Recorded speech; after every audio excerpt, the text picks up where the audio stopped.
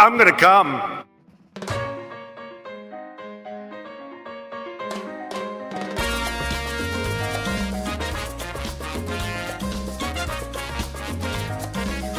All right. Ladies and gentlemen, boys and girls, thousands watching all over the world. Maybe not thousands, but at least a dozen or half a dozen. Hello, everyone. This is Rolo, the Puerto Rican pistolero, coming to you live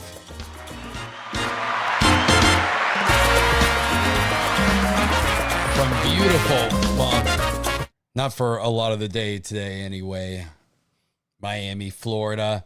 This is Rolo, the Puerto Rican pistolero.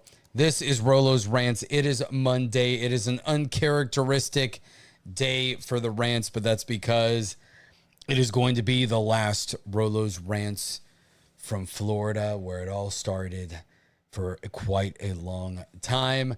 I know that I was in Puerto Rico since December. That was not planned. It wasn't planned that I was going to end up staying there and desire to stay there for who knows how long. But our time back in Miami, or my time back in Miami, is drawing to a close. So this will be the last Rolo's Rants from Florida for some time. And hey, I'm ready for it. I am ready for the next chapter. A lot of things have happened over the last couple of years or year and a half since I started doing this show, and it's been a great journey, and we're going to continue it on. And somewhere else, the Puerto Rican pistolero is returning to his roots. Thank you, Forgotten Man. We've got A2, D2. How's it going, A2? Schick dropped a $2 super chat yesterday. Sorry that I didn't have the show. I was getting rid of and emptying the last of my possessions here because, like I said last week, when you've been gone for a while from most of your stuff, you realize what you don't need anymore. So I've sold some things. I've donated to others. Some things are going into long-term storage that I'm not going to get rid of, but I don't want to bring with me. We'll leave them for posterity. For someday, you find different things you haven't seen in years. And it's pretty awesome, but it's bittersweet at the same time. So I figured we're going out with the last hurrah. We've got good lighting. We're wearing hats because I'm not taking really any hats with me, and I haven't worn hats in a long time. So we've gone back to our roots. We've got excellent lighting. We've got the favorite hat of all time, and we are rallying around here. It'll be like every other episode has been lately. I start with different topics, and then I end up just kind of winging it and going wherever I feel. So Socrates McGoat has got the exact line that I was going down here, and something that I'm going to discuss later. But I think, things changed overnight. Obviously, President Donald Trump signed his executive order, having to do with prescription drugs and the pharmaceutical industry. So we'll talk a little bit about that. I'm not the biggest expert when it comes to, pharmaceutical drugs or anything like that, but I do know about, the manufacturing process and the fact that Americans are getting shellacked while footing the bill for all the research and development and for being the home of all these major corporations that benefit from it. And millions of Americans suffer every day from high prescription costs, from crippling debt related to, medications and hospital visits. So it's a serious problem, especially when we see that throughout the world, it seems like there are other countries where, when you think about it, they do pay more taxes than we do, but a lot of middle-class Americans end up paying, effectively, they don't necessarily pay that much because we end up with our property taxes. We end up with our sales tax anyway. We deal with all these other things. So at the end of the day, what benefit are we really getting when we almost pay as much out of our salaries?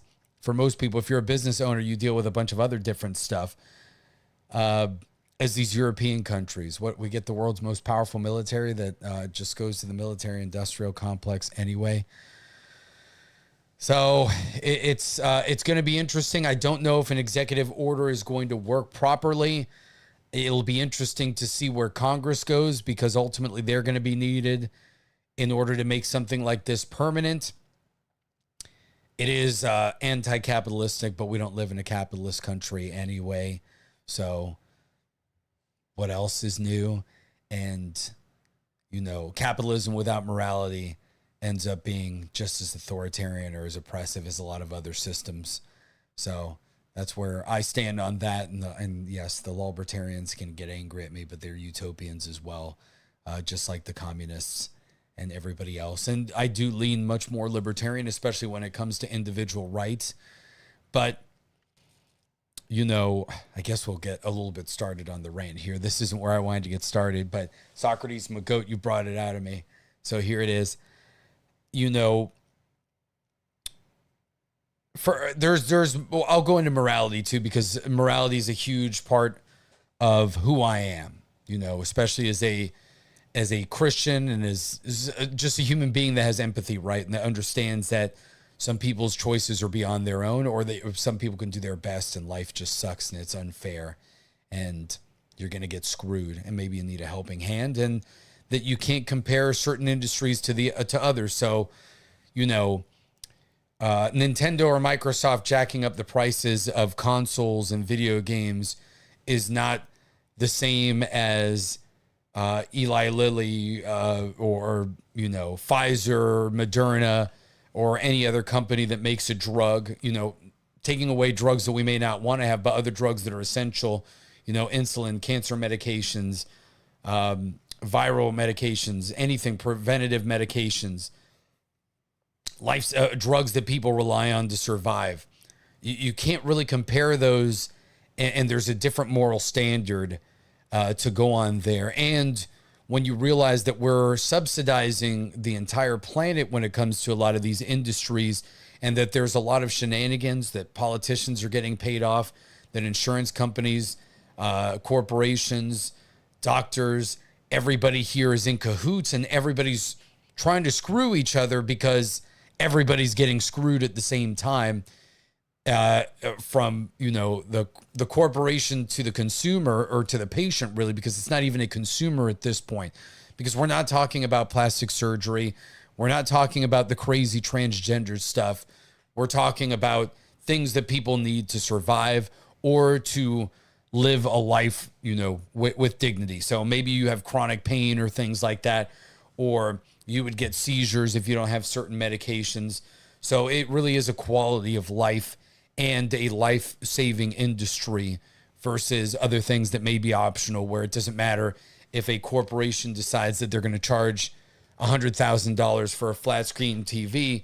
People are going to get mad about it, but at the end of the day, it's like, well, I'll watch TV on my phone, or I'll go back to CRTs if they're being made and they're affordable, or we'll just keep the same TV for as long as possible and we'll demand higher quality products. So can't really do that with the pharmaceutical industry. We know that the government's protected a lot of them as well. So I don't feel like, you know, when we really look into this, so because we have to be realistic about the world that we live in. We would live in a fallen world. Human beings are greedy.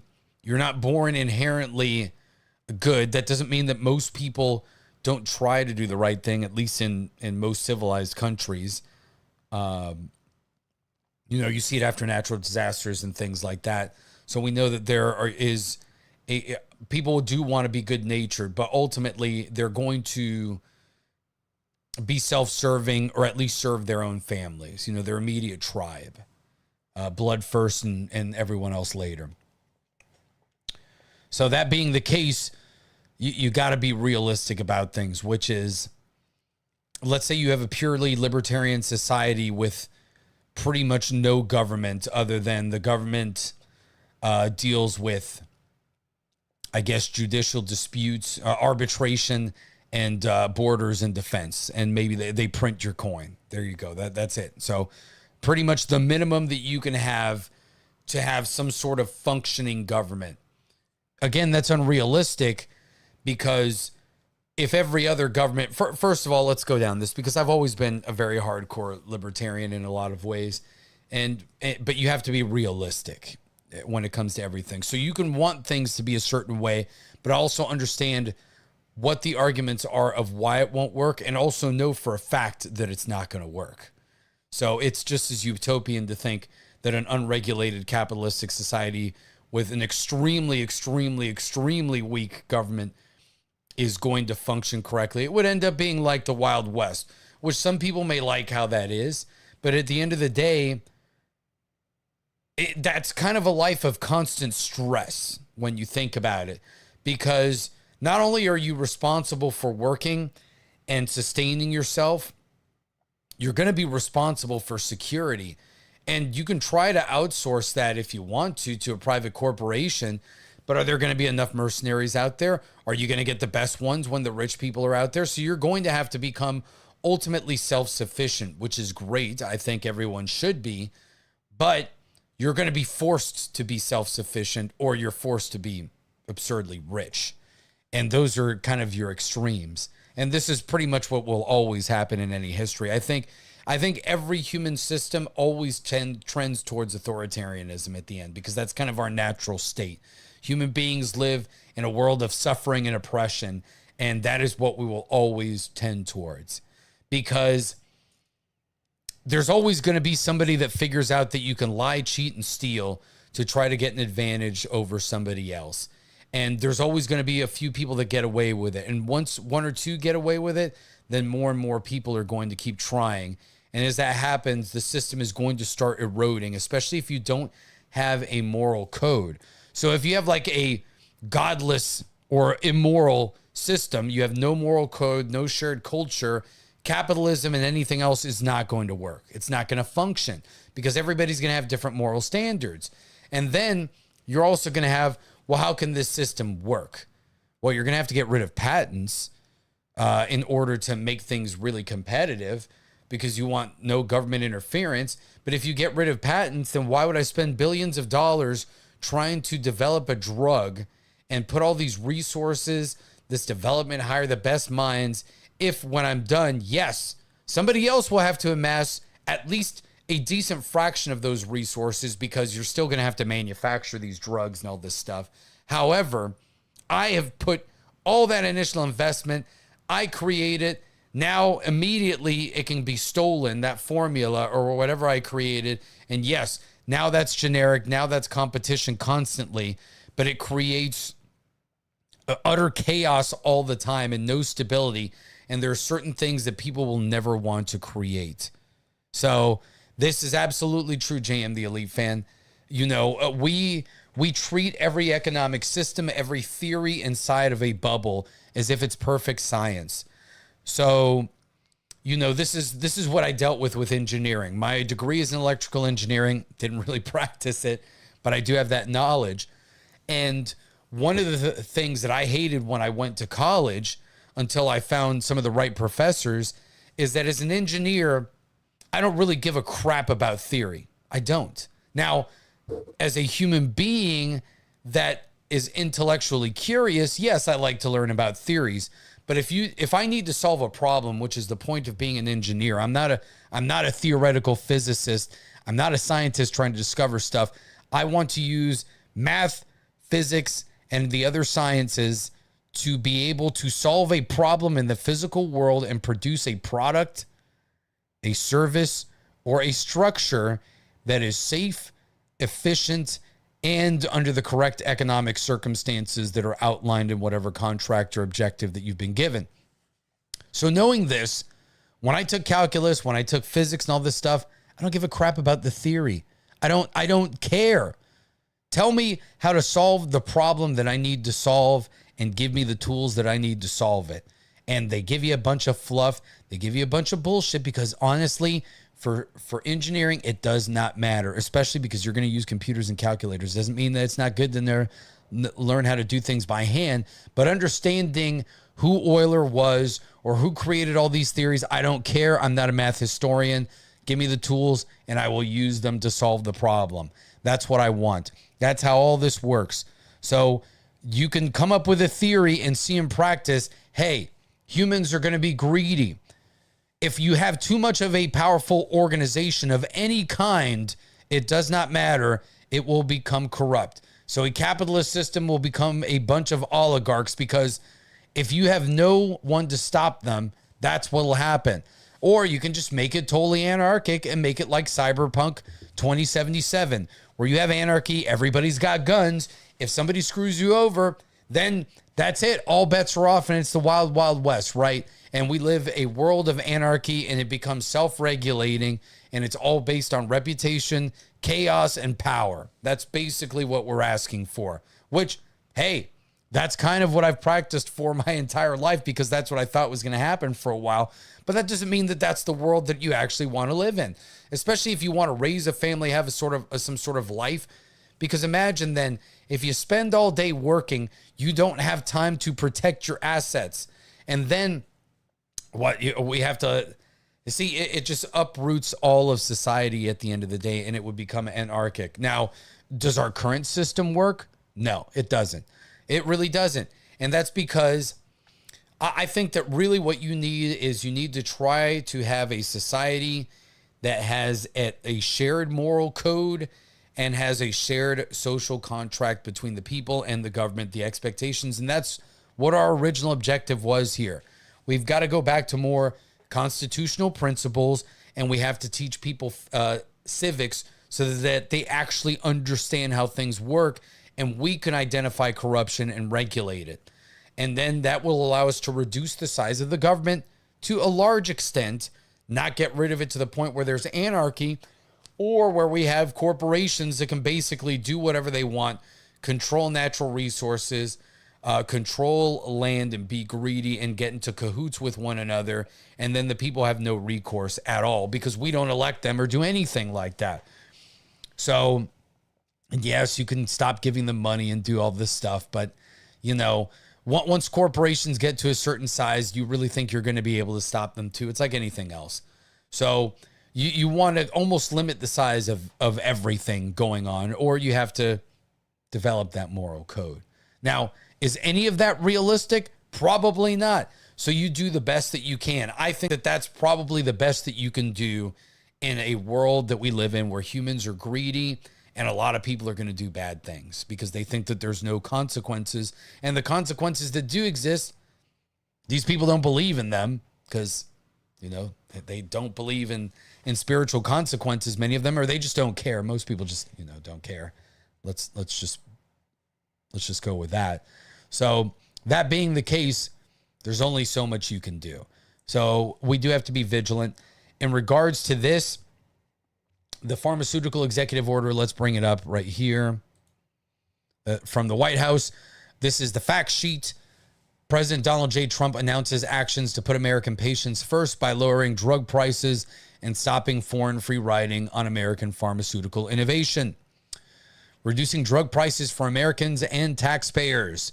Today, President Donald J. Trump signed an executive order to bring the prices Americans and taxpayers pay for prescription drugs in line with those paid by similar nations.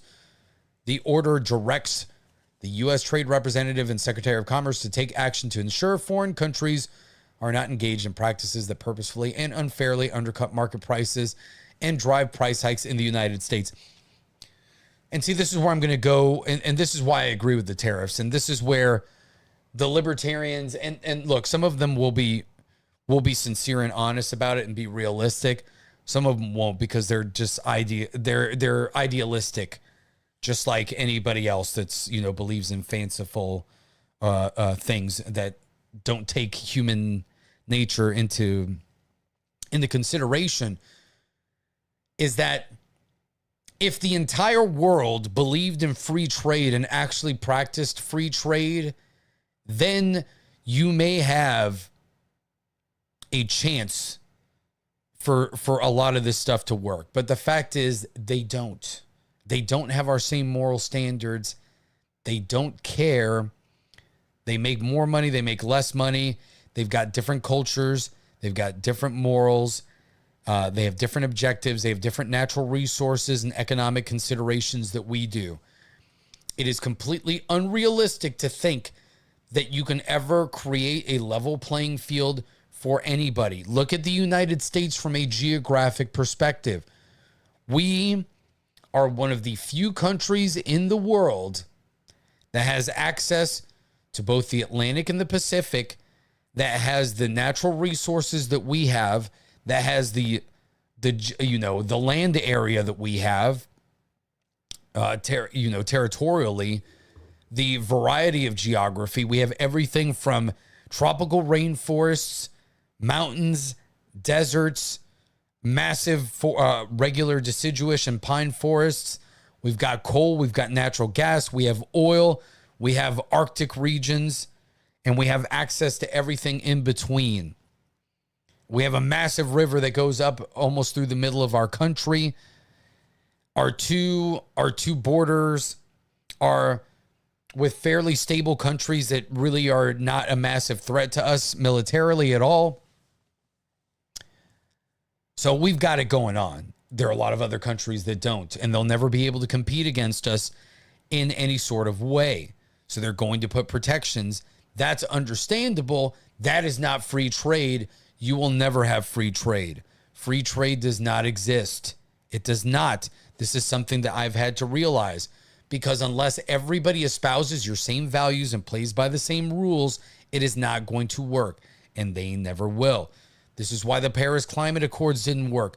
This is why all these treaties didn't work. This is why when Doge started going through the government, we realized it was all bullshit, because we realized that we were paying everybody else off, subsidizing everybody, exploiting people, and being exploited simultaneously, while we, as the American taxpayer, were being lied to and given a bill of goods that was absolutely non-existent. And we did this for decades, because after a while, even though our manufacturing base started slowly eroding, technology advanced so fast, we got so many new things in such a short span of time. When you really think about it, we went from we started the industrial age, but we really went from mass industrialization in the early 1900s, when we saw the war machine, complete automation, assembly line factories, all of that reach its apex in the post-World War II era and during World War II. And then from that era, we went from steam power and ships being the fastest, trains and ships being the fastest means to travel, then airplanes, then jets, then jet airplanes, rockets, all of this stuff, going from telegrams and phones in the late 1800s and early 1900s to satellite communications, streaming video, supercomputers and AI, all in a span of barely 120 years. We don't know what the hell we're doing. We don't know how anything works anymore. We've been almost, victims of our own innovation. And that is why, as generations have gone on, we've been blinded by the fact that we've lost so much. And we have expectations that are completely unrealistic when it comes to what goods are actually supposed to cost, and which goods should be expensive and which ones should be cheap. And we traded healthy, good foods for garbage.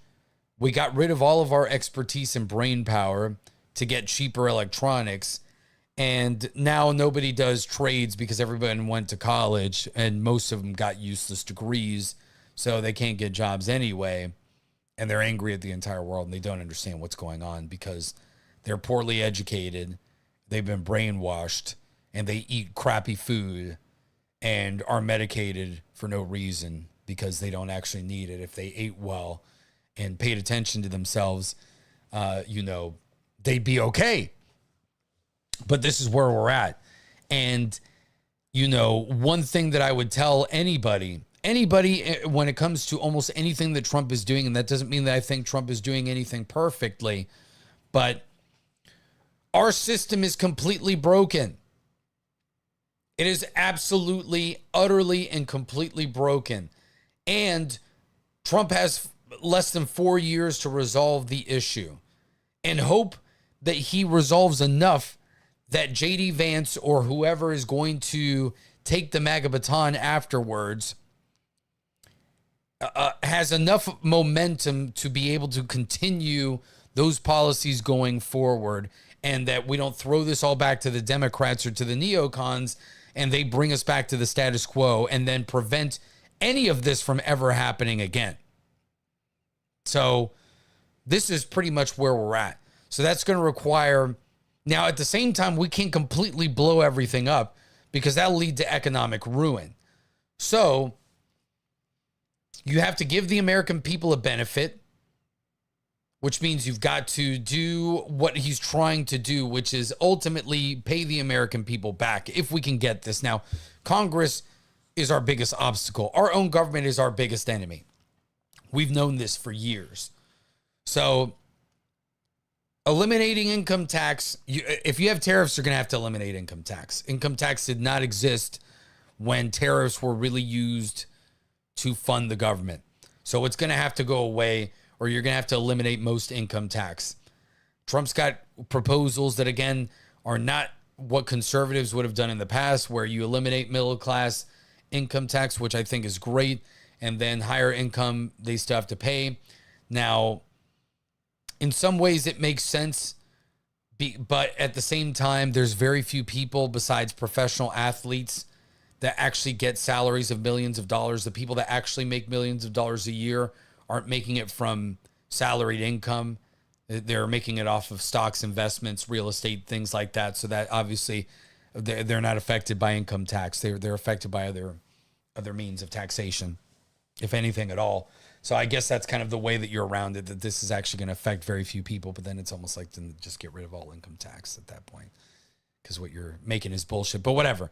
I'm okay with getting rid of.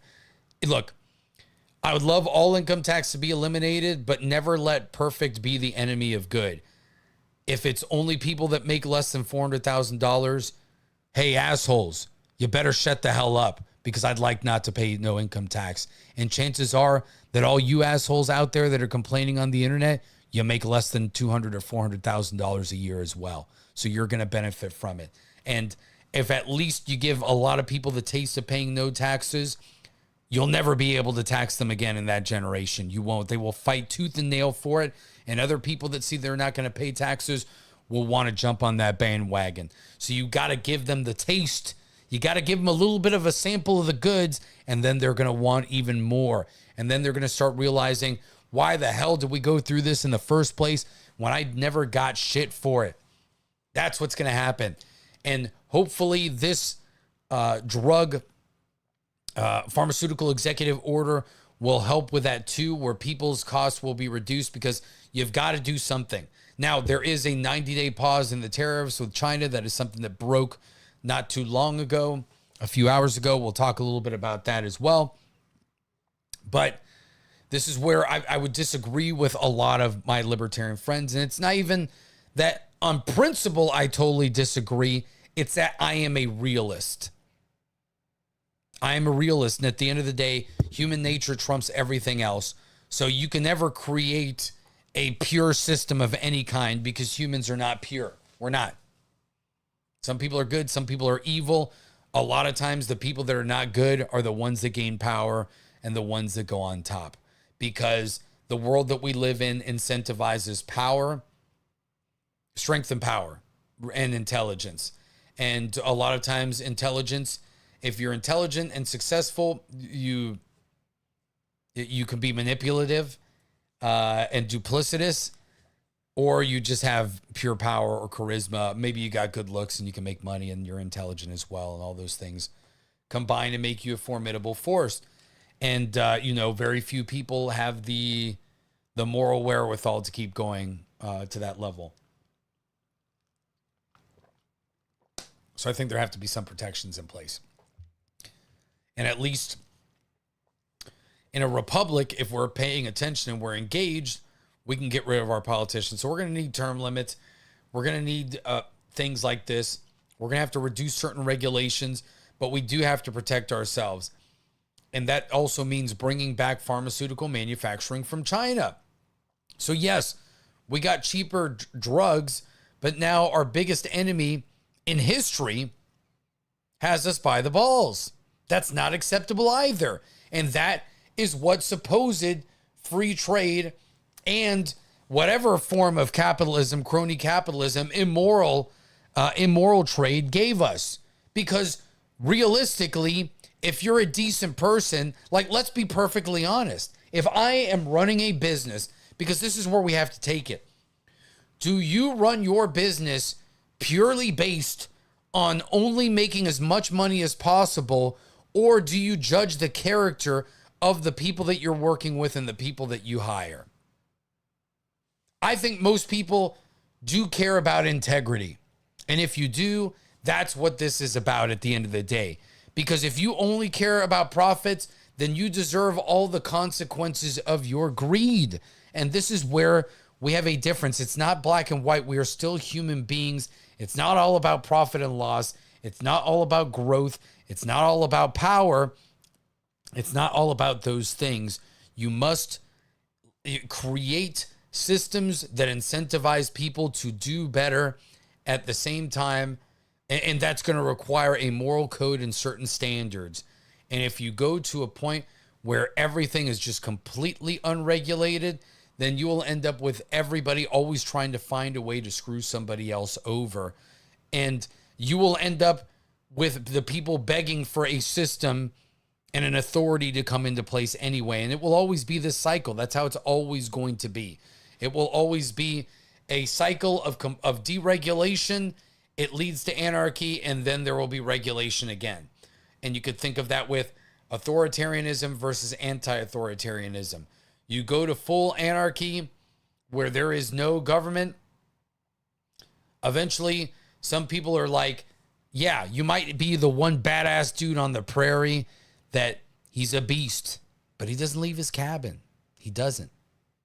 So he doesn't want to trade with anybody.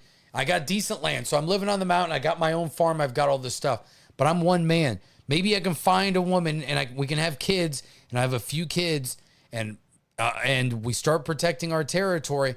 But eventually, see, even that's going to grow into a tribe too, right? Because your kids are going to want to go out and get married. They're going to get more and more people. Now you got a town. Yes, everybody's technically under that family banner, but now people are going to be like, well, why does old man Rolo get to be the one in charge? Maybe the new generation's got to do it. So then what do you become? You become a kingdom or something like that afterwards, right? Or are you going to vote and have some sort of city council? See, now you have a government. So either you have authoritarianism, which is a patriarchal society where you can have a king. Maybe it's a good, just, and moral and godly king, and everybody lives great, but that's still authoritarian. Or everybody's an anarchist, and then you get one group of people that are like, well, we're not anarchists. We're going to be a bandit tribe. We're just going to steal from everybody else. And so, yeah, that's great. You're on your mountain. You're self-sufficient. 20 dudes show up with guns, and they take away everything from you. Awesome. You had no government. You were totally self-sufficient. Now you're screwed. I mean, that's just being realistic. And this is coming from a gun guy who wants to be the dude that's a hermit living self-sufficiently. I get it. It's a beautiful concept. I'd love to be that way, but I also know that the moment that you do that and you decide to be isolated and alone, you got no friends to back you up either. So this is, you cannot get around it. There is no perfect system. There's no other way. I think the founders of the United States tried the best, and it's the best that we've had so far. But because we, the people, stopped paying attention, and we were traumatized by the sins of the Civil War. Let's be honest, the Civil War jacked up a lot of things, and we paid the price for it for decades to come afterwards for not addressing all those issues correctly and not going through the right moral standards to begin with slavery, which we had to do it at the time, but hey, you know, the U.S. paid a price for it, right? Hundreds of thousands of men died. The country almost split in half. It changed the way that the Constitution was interpreted forever. And, you know, even during Reconstruction, we never really dealt with the consequences of it correctly for years because you still had segregation, Jim Crow, and a bunch of other things. And then the South was forced to integrate, and then it was just all chaos. And now it's where we are today, which I think we've actually worked out pretty well. But they're trying to bring that back, you know, race baiting and all this stuff the left has for years. So again, we're still suffering the consequences from all of that, one way or the other, because people will continue to use that against us no matter how far removed we are from it. So can never have a perfect system. You try to do your best. And now we're dealing with the consequences of the fact that our Constitution was set on fire. They pissed on it, and we have to unravel the mess. And some of that is you've got to do right by the people that actually sacrifice, and that's the American taxpayer. And so I don't know how it's going to work out in the end. Hopefully it will. Again, I don't know how without Congress this is all supposed to really function at the end of the day. He wants to give us, preferred nation status. So basically the U.S. will pay as much as whatever the nation that pays the least amount does. Will pharmaceutical companies just increase their prices everywhere else and screw over everybody and then bring them all up to our standard? And it's like, look, the U.S. pays less. But no, they can't do that realistically because they wouldn't sell anything. And a lot of countries would probably just be like, we can't do it. So they would lose all of their profit motive. I think what you'll see more is prices throughout the world will increase. U.S. prices will go down, and you may find some sort of equalization at the end. And then the U.S. will pay like slightly less, and then everybody else will be above that. And then pharmaceutical companies can maintain some sort of equilibrium. Or they're going to lobby the shit out of this. It's going to go to the courts, and one of these assholes over here that's getting kickbacks from the pharmaceutical industry is going to say, nah, fam, you can't do that. It's done. And the American people will continue to be pissed and see how dysfunctional and corrupt this government is on every single freaking level, because that's pretty much where we are, right? We are corrupt at every level in this country, from the lowest bureaucrat to the Supreme Court. It really does seem that way, and every politician, elected or unelected, in between. So that's what we're going to deal with. So that's where I'm at. I'm a political and economic realist. Capitalism is the best system you've got. If everybody's an asshole and they've got no morals, it's just as bad as everything else. That's the way that it works.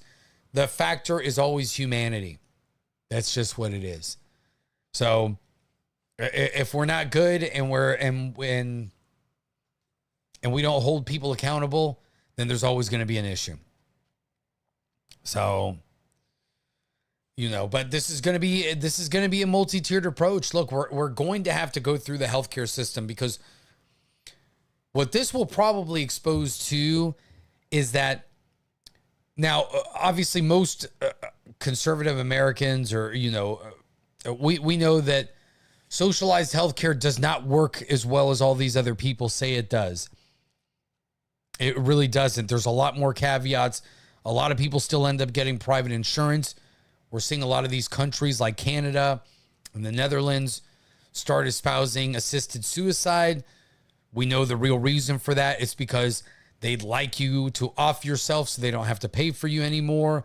I mean, when you're seeing people given that option just for things like depression, not terminal illnesses, first of all, suicide is terrible. You should never do it at all. If you need help, there's a lot of great programs out there. There's hotlines you can call. Get the help you need. It's not the answer. So, to see governments, give it as an option. First of all, that's already tragic and horrendous.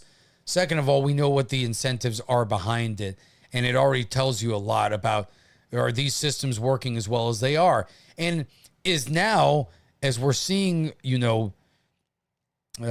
implicated here, the U.S. has been incentivizing the drug costs for other nations. So is it possible that these people, even their taxes couldn't cover it? The U.S. was footing part of the bill too. So we're literally paying for everything, everywhere, for everybody, all the time. So will this now expose the rest of the countries in the world, have their healthcare systems collapse, and show everybody, guess what? You can't actually make healthcare cheap the way that it works right now. It is extremely complicated, and it's going to take creative efforts to really figure this out. And we have to treat it as what it is. It is a moral issue. It is not something that can be solved completely through the free market nor the government. There is more to it than this. There really is. And you have to cut through all the red tape, because there are people that want to reduce the world's population. There are people that want to maximize profits. There are people that want to restrict certain care because who knows, there may be medications that are 1 or 2, 3, 4 generations ahead of what we have now. And it may be just like technology, where NVIDIA already knows what the RTX 9090 is going to be, even though they're only on the RTX 5090 right now. So they probably know 3-4 generations what they're going to do. They have the roadmap, when they'll release it, what they know they have are capable of doing, what they think they may be capable of doing in the future, but they already have that pipeline. So in theory, maybe they could come out with something with the 9090 right now with today's technology, but maybe they're slow rolling it. Maybe they're giving us technology that's actually a few years old, but it is still better than what's on the market. So, hey, it's new to us, and that keeps them on the bleeding edge all the time. Could the pharmaceutical industry be there and make the immoral decision of, hey, we do have the cure for cancer, but we spend so much money on chemotherapy and all these other treatments that why would we want to cure cancer? Let's keep milking this cow until one day we realize we're going to have to do it because somebody else may come out with the cure. And so we got to keep upping the ante. How do we know that that's not the case? We don't. And that is part of the problem with this industry in particular above all others, and why the normal free market, a free market that is completely separate, detached from morality, does not work. Plus, a free market is utopian anyway. Because if other countries don't play ball, then that's it. So, and again, people, this is why they don't like preventative medicine. This is why they've told you every few years, this food is bad for you, that food is bad for you. Now, sometimes with things, we do figure it out, and most of that is just the processed foods. Because if you eat regular stuff like steak and eggs that are organic, guess what? You're probably going to be okay. If you grow stuff in your yard and you're not using pesticides and a bunch of other crap and eating genetically modified foods or drinking waters with chemicals, you're probably going to be okay. That's the truth. And that's what they don't want you to know, because it became about growth. It wasn't just good enough making money every year. It became about growth. That's what it was. And this is where inflation is a serious problem too, because you have to wonder at some point. Now, inflation can happen naturally, but you have to think to yourself that if we live in a crony capitalist / fascistic society, because it's collusion between governments and corporations here. So would it not incentivize the creation of inflation for governments and corporations? So then corporations always have the excuse of, we must continue growing more than inflation, even though they allow wages to stagnate. Of course, that's what they do. However, we've got to, that's why we have to grow. So it's not just enough that we make a 20% profit every year. It's not good enough. No, because we got to worry about inflation, right? So, and it's not enough to just make 3% more every year on top of that 20% margin that we're making. No. Now, because it's inflation, this all compounds, this all goes up, and now this keeps going. Meanwhile, the cost of everything goes up, but it's true. The worker gets screwed, and there's no market for that. So the system is already broken. And how do you fix it? Do you fix it through more government? No, I don't think you fix it through more government, but you have to expose it. And that's the problem. And people do have to have a code that they adhere to, and they have to pay attention to what's going on. Because if there's no exposure, then we're done. And we have to demand better from corporations, right? Here is the problem. Corporations started realizing that they could come out with inferior products and then charge us recurring revenue, give us subscriptions, come out with shitty products all the time. We saw this in the video game industry. This is literally what gamers have been complaining about for the last 10 or 15 years. It's a perfect example of this. We have a game like Oblivion that just got remastered here, and everybody loves it. This game's like freaking almost 20 years old. It is. And it's better than most games that were made in the last, and just as long. And that shows you what is going on here. That people would rather give you crappy products and make you pay subscriptions constantly drain your wallets than to provide you with something good that can last you forever. They don't want to do that. That's what we want. We want things that can last us forever. We know that they're capable of building a lot of things that will last forever. They won't do it because there is no incentive for it, because it's not just about profits. It is about constant growth.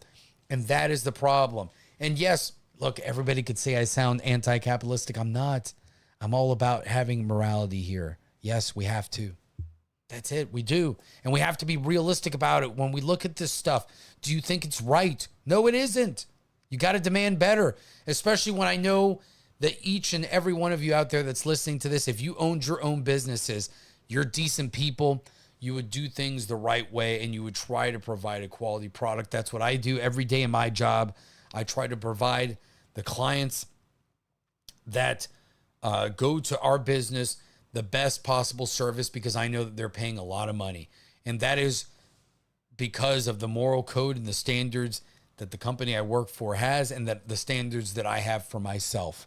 And too many people don't give a crap these days. And they demand so much, but they give so little at the same time. Isn't that crazy? We expect everything from everybody else except from ourselves. And of course, this is where we're going to end up. So let's actually demand better and put our money where our mouth is here, and actually support this kind of stuff, and support companies that actually do support their customers as well. And this is the problem. They've been able to get away with a lot of this stuff for so many years that they don't give a shit about us. It's just about the money. They don't give a crap about people. But we need to start caring about people again and give people the ability to actually be able to live on their own. But we don't. We've been taking that away from them. And that just ended up being like a crazy rant about all that stuff. So that's what I have to say about what happened with the executive order when it comes to drugs. When it comes to tariffs, let's check out what happened with China. That just popped up right on the feed for me. Or we'll actually take a segue here. And I'm pretty upset at myself because I think I may have deleted most of the videos that I took from Epic Universe, and that really, really upsets me. Because I'm so anal about hard drive space that I delete things if I don't label them correctly. So I don't have any of the videos on my PC right now. They're all on my phone. So we'll have to check that out later. So can't show you the photos right now. So, because I deleted that folder, I have to upload it onto my PC. But let's talk about Epic Universe. So, I did not think I was going to have the opportunity to go to Epic Universe at all. I was very excited. Let's bring up my other YouTube channel. Actually, we can show a little clip here. The one thing that I do have here that's accessible right now. And for those of you that have been following me for a few years, you know that I'm a huge theme park fan. On top of talking about guns, talking about video games, and politics, I can talk about parks just as extensively and with just as much love. If I was still in Orlando, I would have already had my own park channel. And, you know, I used to do stuff for, park hopping and things like that. I think that you guys liked a lot of the videos that I produced there because it's very different than what you guys see on that channel. The vlogs that I did, I was very proud of back in the day. But so, you know that Commander and I were able to go to Epic Universe this week. And it's very interesting because over the last few years, there's been a lot of hype with this park. It's the first theme park that has been constructed and opened in Orlando in the last 26 years. I was fortunate enough when I was in, how old was I? I would have been, like 12 years old when I went to Islands of Adventure during its preview. So pretty much the same time period at Islands of Adventure that I was able to go to with Epic Universe. And, it's interesting, and I'm glad that I did because now I can kind of compare them directly and where the state of Universal is now versus where it was back then. and, you know, where Disney has gone and the debacles and mistakes that they have made along the way. And I can really give, and being the first park that has been constructed, or major park like this in Florida, in the social media era. So there's a lot of factors here involved. And I was very hyped years ago for going to this park, obviously being detached and away from parks for a while, kind of restrained a lot of those feelings. I wasn't being exposed to theme park content or anything like that. I kind of dropped watching anything that had to do with the stuff that I used to do for a while. And so the good thing is that I didn't have the same, overhyped feelings going into this. So I could go in with a more of a level head.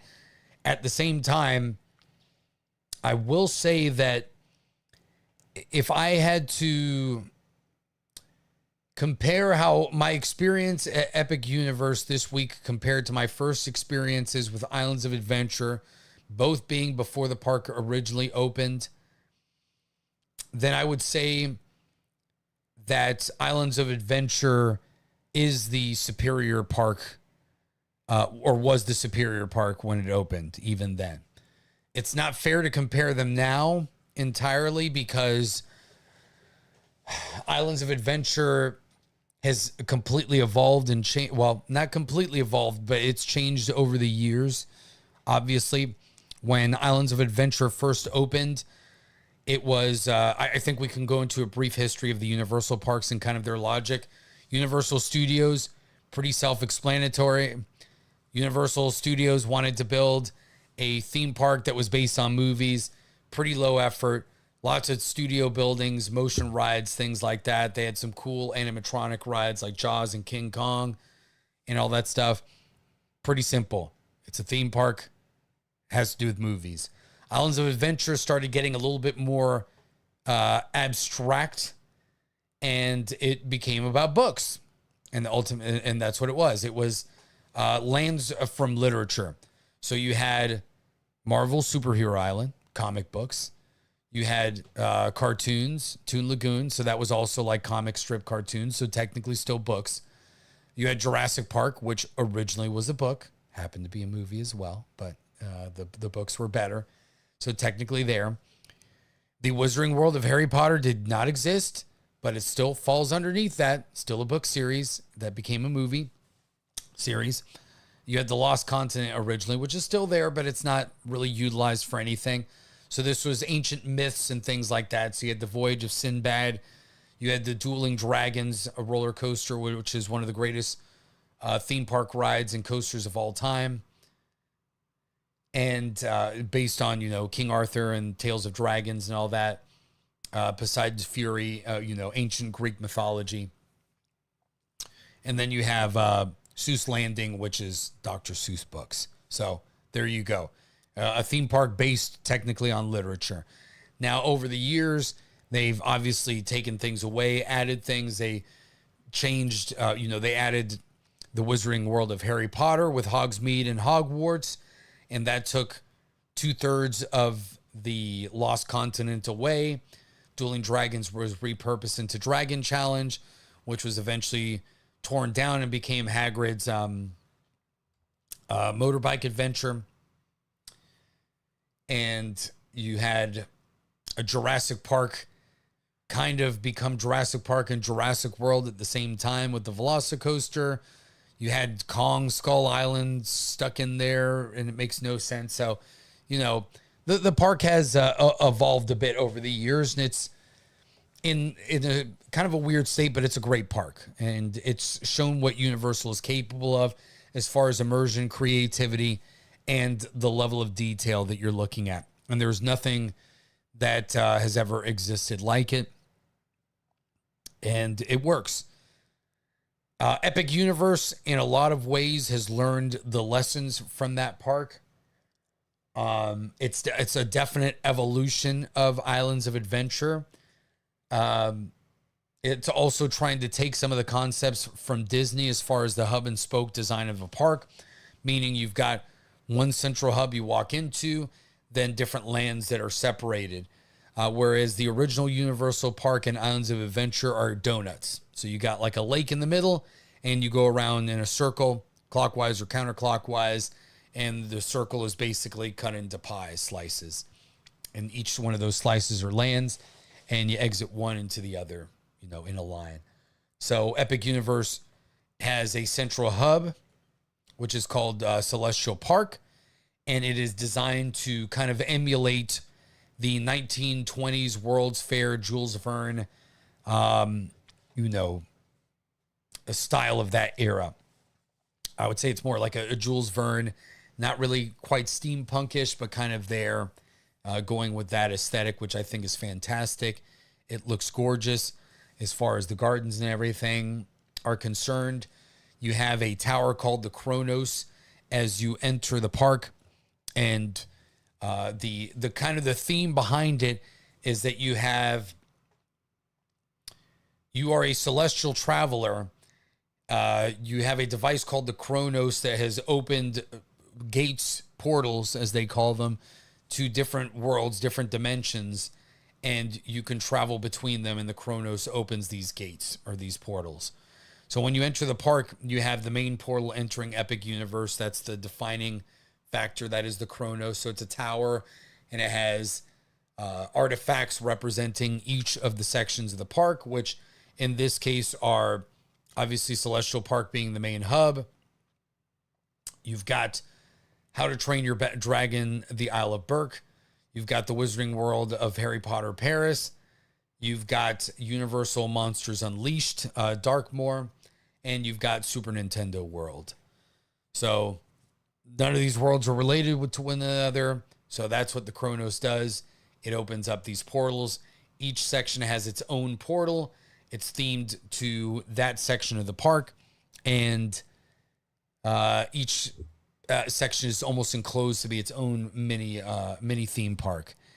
And it's an awesome concept. I think it works. For the most part, it works really well. I think the biggest problem the Epic Universe has is that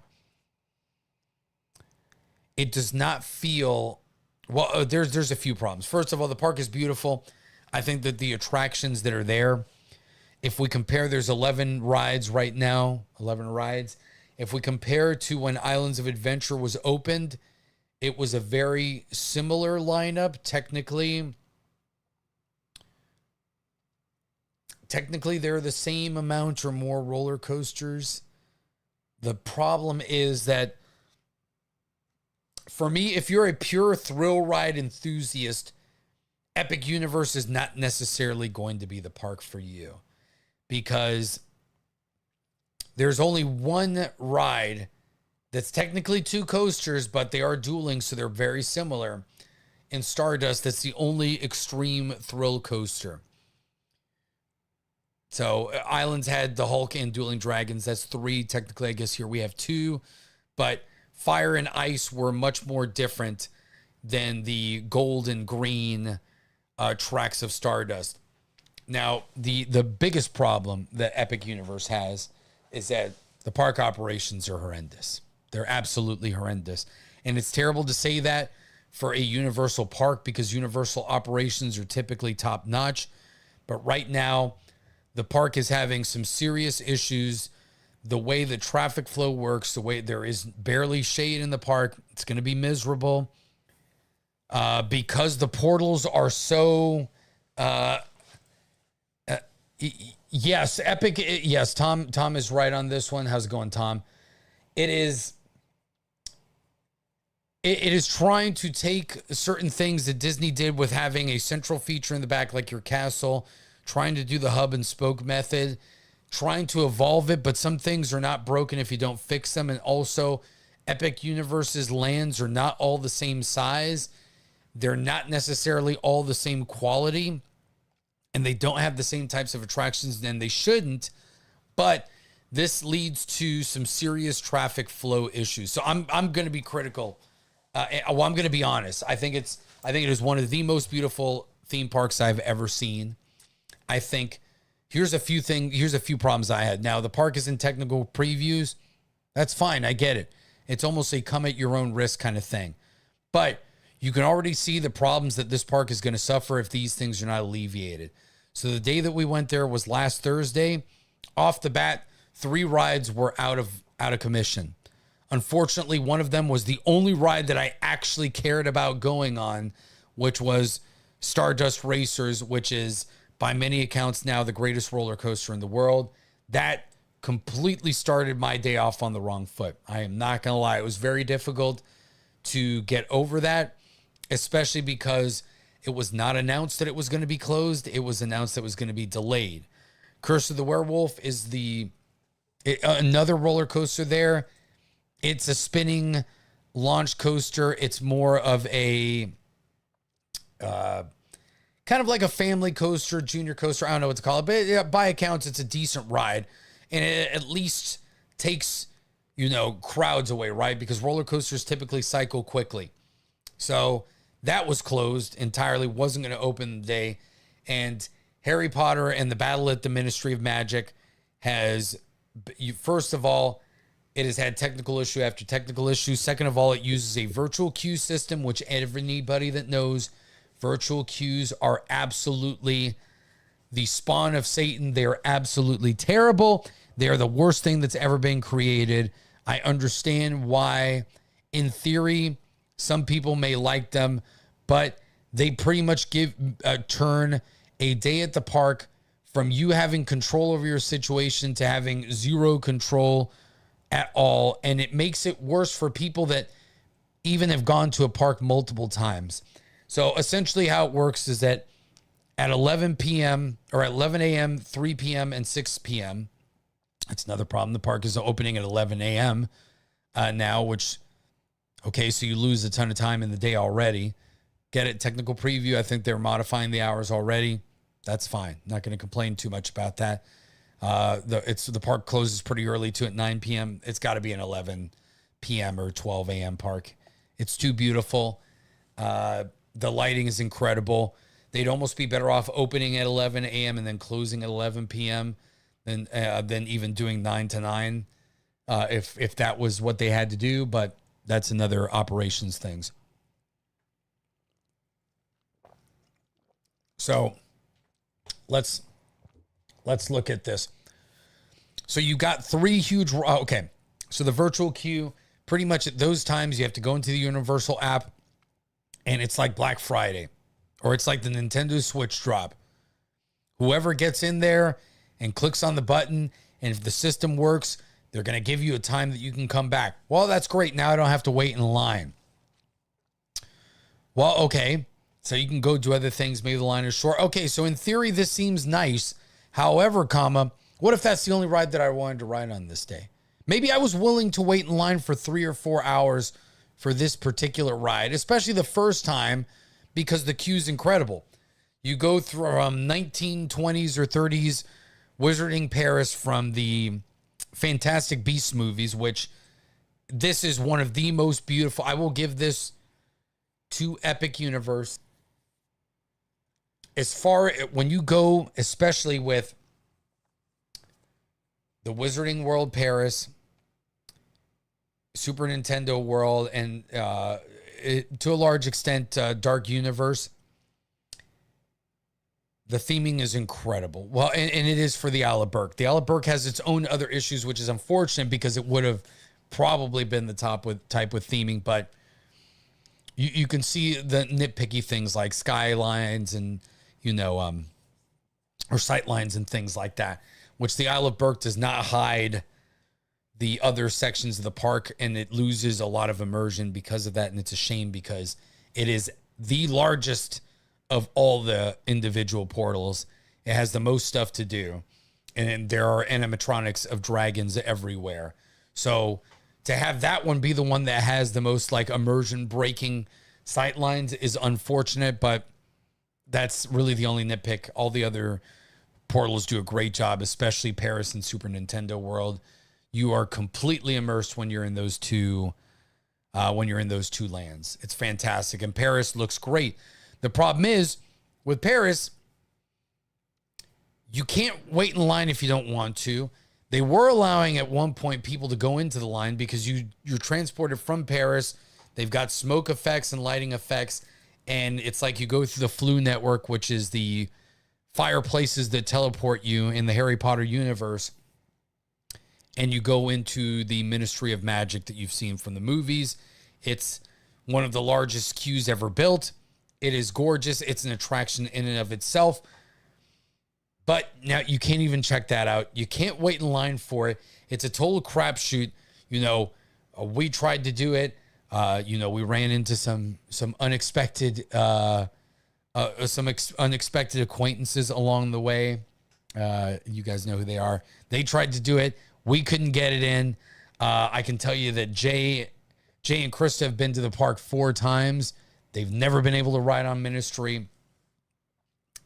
So it's crazy. It's a total crapshoot. So, and that is the only ride in the Harry Potter section. There's a great show, which is the circus show. It was full like an hour and a half before it even started. I couldn't even watch that. So when you walk around, you interact with the stores. All it is Paris. That's it. And it's really nice. It looks amazing, but you can't do anything there, really, other than walk around and look at it because the attraction doesn't work. So it kind of sucks. It's a major bummer. So Stardust Racers is down. Can't get on Harry Potter. So Commander and I, we just made the loop and we're like, well, then we've got to get on to Monsters Unleashed, the Frankenstein Experiment, which is what most people say is the other great ride there. So the top 3 rides, according to most people, are Battle at the Ministry, Frankenstein Experiment, and Stardust Racers. For me, I obviously think Stardust would be the best. I'm a roller coaster guy. That's what I love. I appreciate everything else, but especially if I'm going to a park for the first time, it's all about the coasters. And then if I have an annual pass, then I chill and I really start immersing myself in the park. So we made a loop around the park. The Helios Grand Resort looks amazing. Still looked a little bit better in the concept art, but it does look fantastic at night. I obviously didn't stay at the hotel. Can't tell you whether it's great or not. Hotels are usually where Disney's dominated. Universal does not put the same amount of effort. Now, Universal doesn't put the same amount of effort now as Disney used to do in the 80s and 90s.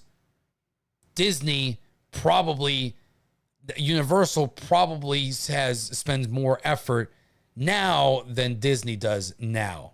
I think that's kind of fair to say. I think modern Disney is nickel and diming. They're destroying their entire legacy. They're taking every park and turning every park into some sort of derivative of the Magic Kingdom where the original concepts and theming of each park has been thrown out the window. And now it's all about where can we fit IP and bring up attendance in each park. Damn the theme of the park, doesn't matter. They're just space at this point to throw in IP-driven rides, whether they make sense or not. Doesn't matter. That's it. It's all about product. And a lot of that has suffered. Universal's never been that way, but when it comes to hotel experiences, Universal's never reached the level of Disney. We can argue that maybe the Portofino Bay Resort is the closest thing that Universal has. And that's really the only one that's really themed very well. Doesn't mean that their other hotels aren't great. They're fantastic. They're better than going to regular hotels, but they don't have that level of theming that, Disney at their peak has and that Disney has thrown away. So Universal kind of has cut the baby with, split the difference, so to speak, when it comes to some of that stuff. So virtual queue system's terrible. Stardust was down, which is crazy. So now we're pointing to ride operations issues. Curse the Werewolf was down. I thought maybe because the park was in preview, and as crappy as this is, because you still had to pay full price for a ticket. Tickets were $140. So which is crazy, which I was willing to do that. But had I known Stardust was going to be down, I would not have done so. In retrospect, I enjoyed the day. I know I'm probably not going to be able to go back to that park for a minimum of at least a year. I thought I was going to have a shot. So I am happy that I went. I did enjoy my day for the most part. I was disappointed. I was impressed in some parts. disappointed in others. Unfortunately, the things that I was disappointed about are the things that I really cared about the most. So that is a shame. So let's go to some of the pros. So we go from there. We're obviously a little bit flustered and frustrated. We left super early, got there super early. We're like first ones into the park, ready to go, would have jumped on all the rides, had it perfectly planned out. It all blew up in our face. Ended up going to Frankenstein Experiment. 80-minute wait. We're just like, holy crap, this is going to be crazy. Turned out to only be 35. Awesome. For the most part, I will say this. When you did get in line for something at Epic Universe, typically the line estimations were overinflated. In some cases, by double. In most cases, by like 20%. So that's actually good. So we went on DK's minecart as well. It was supposedly a 75-minute wait. It was really like 55 minutes maybe. Mario Kart probably was as long. I'll talk about Mario Kart in a second. I was pleasantly surprised by Mario Kart. I thought I was going to hate it. But the Frankenstein Experiment is an evolution of Harry Potter and the Forbidden Journey. Like, I'm not going to sugarcoat it. Supposedly, the Battle of the Ministry is an evolution of the same technology used on Transformers and Spider-Man. So not necessarily this revolutionary new experience that everybody was told they were going to be. Where the Frankenstein Experiment wins is, it's nice to see original IP created only for a park. I did say, well, I didn't hear Get Up Roy, but I was saying Get Up Roy at JM the Elite Fan. I had a lot of flashbacks to the old Mario Kart days. I'm not going to lie. And I took dozens of photos in that queue. I'm going to have to show some of it because I think that the puns are so great. So we'll try to figure this out to get this visible for you guys, because I can't resist it. It's too good. But we'll do that in a minute. But it's an original IP. Of course, Dracula, Frankenstein, those aren't original stories. We know that. But it's not like, it's Universal's version of these things and their twist on the story. There isn't a movie out there that has this. There isn't a book out here that has this. This is totally original. And that is something that's really nice to see. It's something we haven't seen in a long time in a park. It's how the Lost Continent was in Islands of Adventure. I fear that one day it will be like the Lost Continent, where it'll be the one portal that gets sacrificed, just like Lost Continent did. But hey, maybe that's just what Universal does. They do 3 IPs and then they throw one that's totally original. Even though Toon Lagoon is kind of like that's multi-IPs, but you know what I'm saying. So the whole concept of this ride is you're in the town of Darkmoor. I don't know, it's some like Eastern European town, most likely. And the descendant of Dr. Frankenstein, Victoria Frankenstein, is trying to recreate a new Frankenstein monster on top of controlling all the other legendary monsters of lore and Universal film history. So you've got Frankenstein, obviously. You got Dracula. You've got the creature from the Black Lagoon. You've got the Mummy. And you've got the Wolfman. So what's hanging from my neck, this is a Battlestar Galactica. These are Battlestar Galactica dog tags. I found them when I was moving stuff. I hadn't seen them in a long time, and I was like, oh, cool, look at that. So that's why they're the hexagonal shape, and it's got the Battlestar Galactica's logo there. So if you knew what they were, awesome on you. That's how the dog tags in Galactica look. So, that's the concept. She wants to capture all the monsters, control all of them, and, change the name of Frankenstein forever. So the mansion looks incredible. The theming is fantastic. Like I said, it's all original. You go through the mansion, you can see the old Frankenstein monster's corpse, like half in decay and everything like that. You see old films of Victoria and Igor traveling the world, trying to capture monsters, the technology that they've created over the years. So it's more modern than obviously what was going on with the original Frankenstein in the late 1800s. and you make your way through the mansion. You eventually get to a pre-show with Igor, and he kind of explains what it is, and it basically show you what the ride is. There's no illusion. It's a KUKA arm ride, which is one of those robotic arms that you sit on like roller coaster style chairs on, and it moves around. It's just like Forbidden Journey. So nothing crazy here as far as the ride system. And then what really is impressive and not necessarily innovative about this ride is the animatronics. Universal is starting to move away from totally screen-based rides or predominantly screen-based rides to more animatronics. They've been doing this for years, and this ride does a fantastic job of combining some of the most fluid and realistic looking animatronics that move at high speed and violently so. So yes, Disney's always had very impressive animatronics, but you can see that this is the cutting edge of robotic and animatronic technology here on this ride, combined with great screen effects, transitions, using the KUKA arm in different ways so that you're looking more at the ceiling and more verticality is involved here. It was a fun experience. I think they marketed it as it being a scary ride. It's not scary. It's a lot of fun. We rode it 3 times. The queue is super fast. It broke down a couple of times, but I've heard it break down. It usually breaks down for the entire day or early. This was like 30-second breakdowns each time. Second time we went on, it broke down in the middle of the ride. It was about 30 seconds, and it was good to go. I actually kind of liked that because it was cool to kind of see more of the ride mechanism. It's not necessarily as perfectly immersive as Forbidden Journey. I don't know if that's because they're still working on it or that they just kind of didn't care as much as in Forbidden Journey, because Forbidden Journey really does not allow you to see that you're on a KUKA arm mechanism. Now, in the defense of this ride, they basically tell you and show you that that's what you're on. So it doesn't break immersion to see the actual mechanism because you've kind of been told that that's what it is.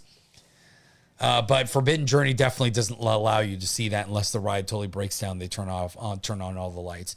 So I'd say in some ways, Forbidden Journey is more immersive, but Forbidden Journey does need, I think, a lot of love and care now. They've got to upgrade the screens on that and make it a little bit smoother. But that ride has been around for a while now, and that's like 1.0 version of the technology, whereas this is like 3.0, I would say. So very impressive, a lot of fun, great queue, awesome ride. I didn't know what to expect there, so for me, it wasn't a disappointment. I think for some people it was, and that's because they probably started looking and hyping themselves up more for that. So that's pretty much how that went. I didn't get to ride Curse the Werewolf. Again, each section only has 1 or 2 rides, except for the Isle of Berk and for Super Nintendo World.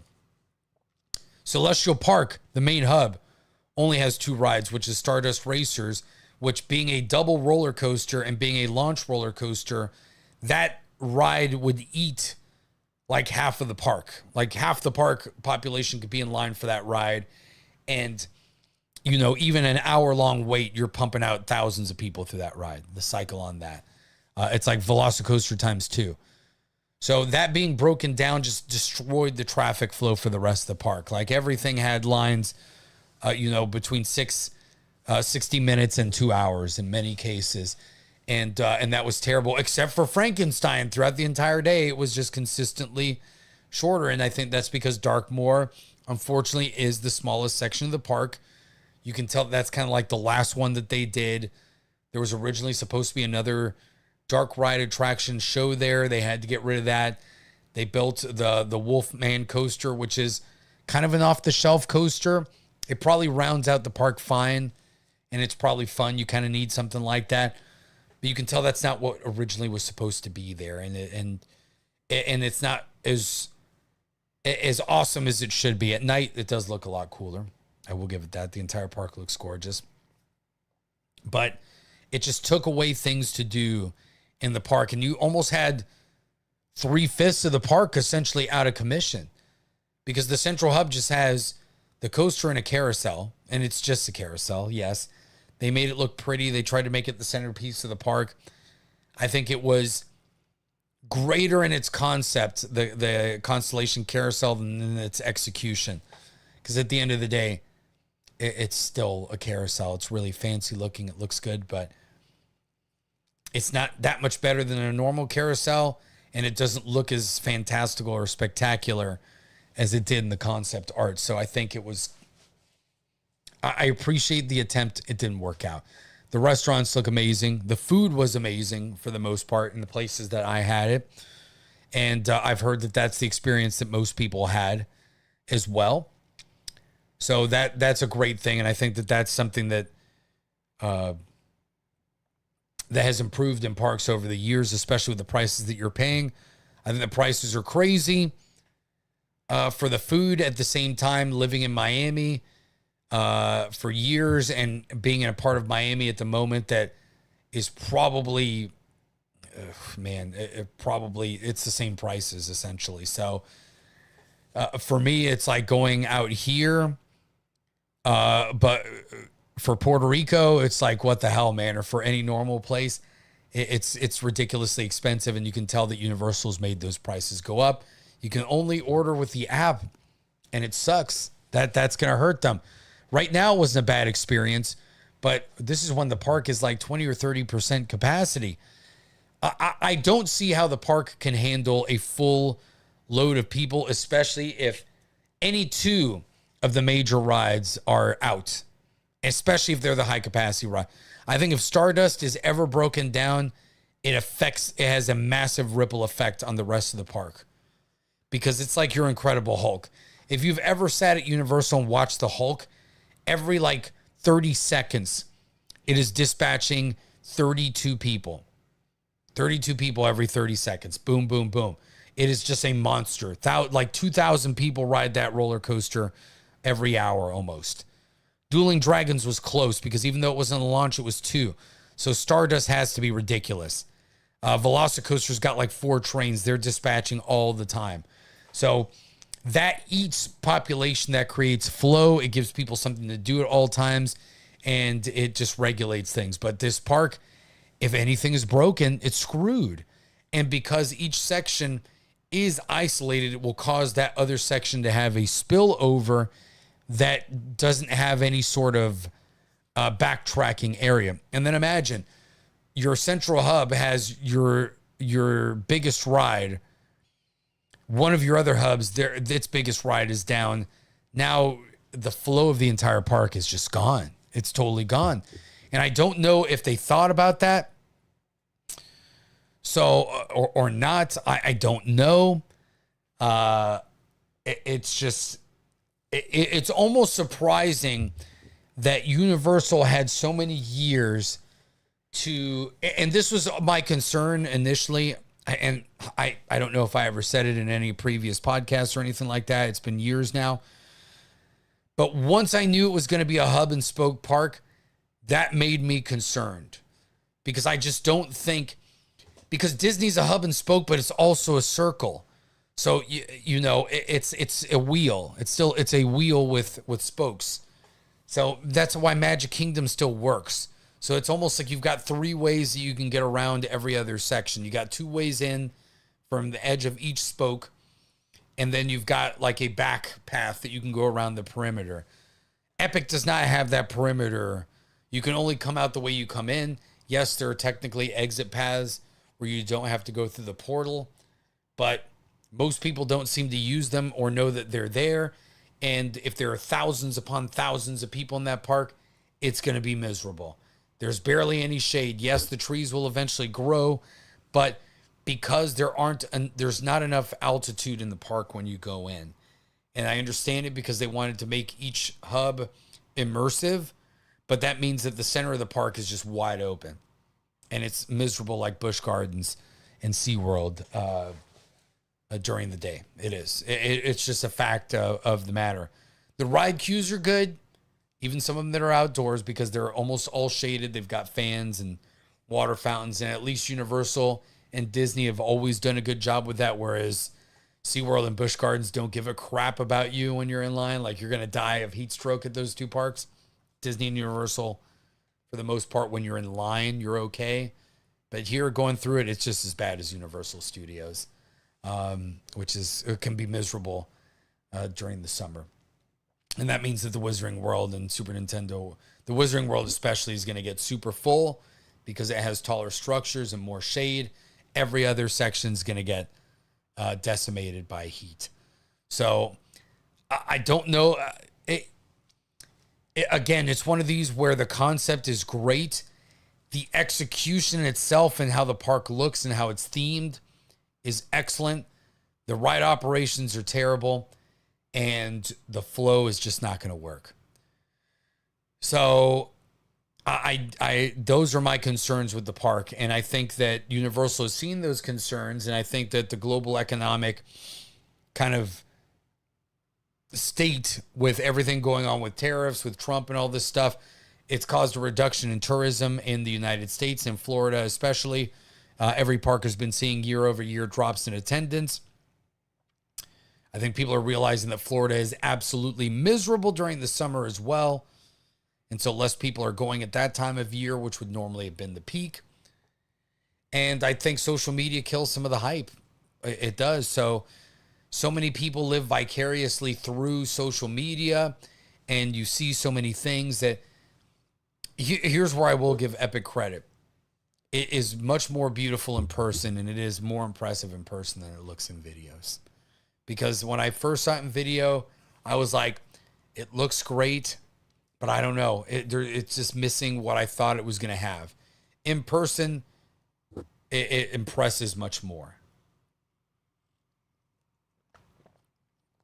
And I do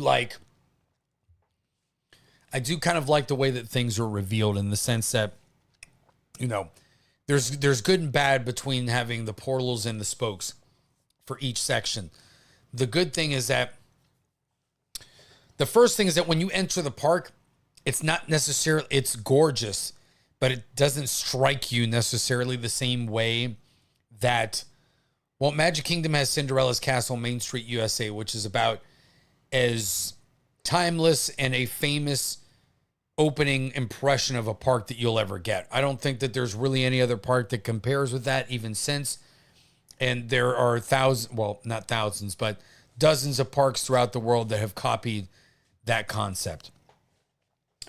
Universal obviously has really nothing when you walk in. You go into like the movie studio area, and it's not that impressive, but it's cool because it you know what it is. Islands has the reveal of, there is, even though each world does feel immersive when you're in them and they're themed great, when you walk in, you see everything. And that's what impresses you. And that's what excites you. You've got the Hulk on one side. You've got Velocicoaster and the Jurassic Park Discovery Center across the lake. You've got the Wizarding World, Hogwarts, and the skyline over there. And you're just like, holy crap, this looks amazing. This is awesome. And it hypes you up. You get to see some of the rides going. Epic, because everything is in its own section. It's not necessarily when you walk in, you don't have that same like, holy crap. But you trade that for every time you walk into a portal. It's like you get that experience 4 times, because every reveal is impressive in its own way.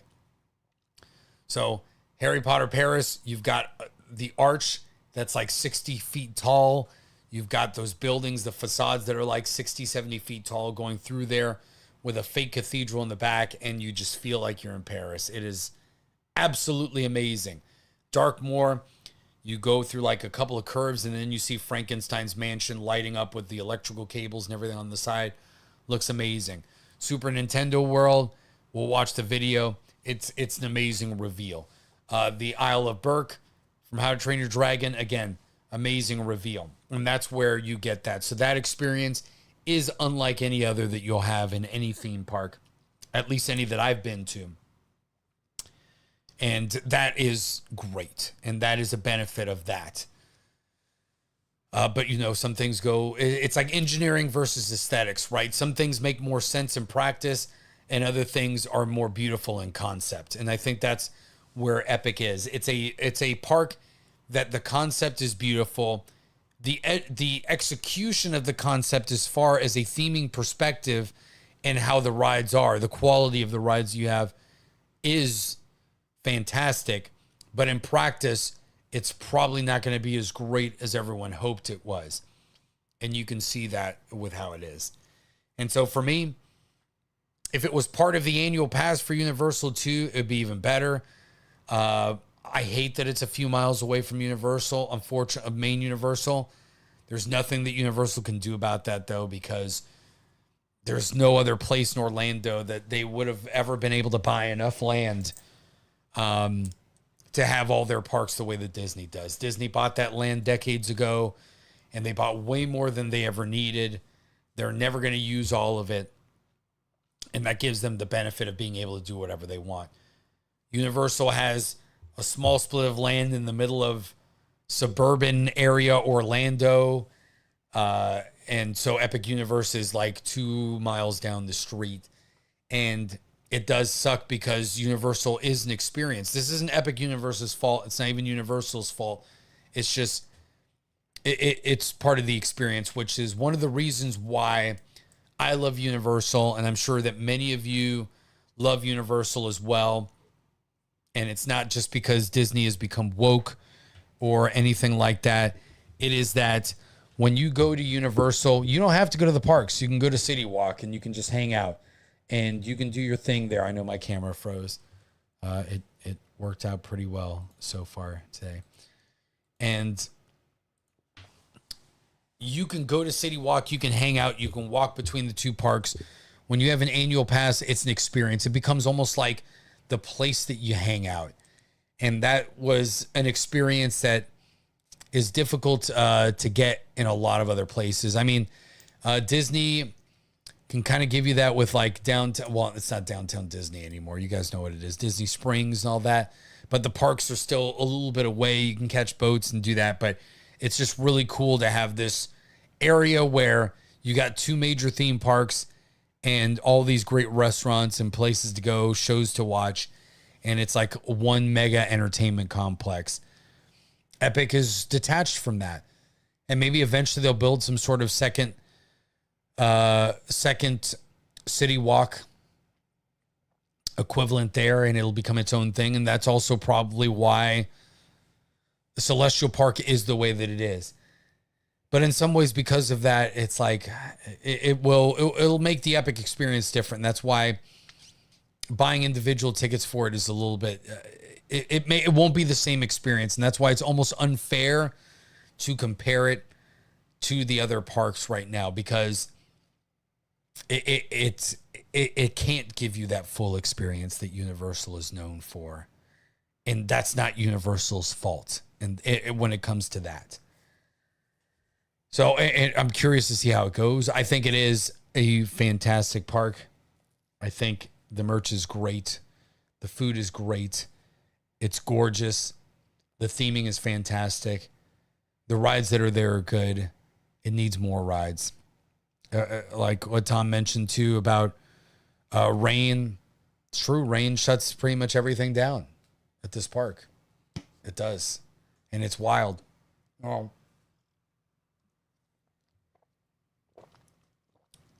In fairness, that does Islands of Adventure as well. This Epic Universe has more shows. They got 2 major shows now. That's better than what Islands has. Again, Islands benefits from the fact that you will probably get an annual pass that will also take you to Universal. So it's almost like Universal and Islands are one mega park. And that's how we always treated it. When I lived there, you go from one to the other in the same day, and you treat it as if it's one park. So City Walk, Universal Orlando, that entire complex of City Walk, Islands, and Universal Studios is essentially one mega park that is incomparable to anything else. And maybe that is part of the reason why Epic Universe is judged a little bit more harshly, and it's not fair. Because if we compare it to each of the individual parks and the individual experiences, then let's say everything works, then Epic is probably as good or maybe even slightly better, except for when it comes to water rides. The water ride situation is abysmal at Epic Universe. But at the same time, I get it. They don't want overlap with the other two parks. You want it to be slightly different. You don't want to make the mistake that Disney does. You want to get reasons to go to each park, so you can't make things too similar. But again, because it's detached, so that's just how it is. So, well, what I mean by that, Tom, is that the experience of Universal and Islands and City Walk is all as if it's one mega park. So I think sometimes that's how Universal is judged. It's judged as that entire experience because it's all in one spot, all close together, and you can seamlessly go between them on foot. Even in Disney, you can't do that. You can catch the monorail, you can catch the boats, you can do all that. Disney's a huge place, and that's part of what makes its appeal awesome and unique. But it's more difficult to just walk between parks. Universal has that experience of, I can walk around all day, and I essentially have 3 different sections that I'm dealing with. Epic is now separate from that. It's going to take away from it, and it makes it a little bit less exciting because once you're done with Epic, it's like, well, got to catch a bus or go in my car to go back to the rest of Universal. And then it's almost like Epic becomes the one that's always going to get a little bit shortchanged after it's not the new thing.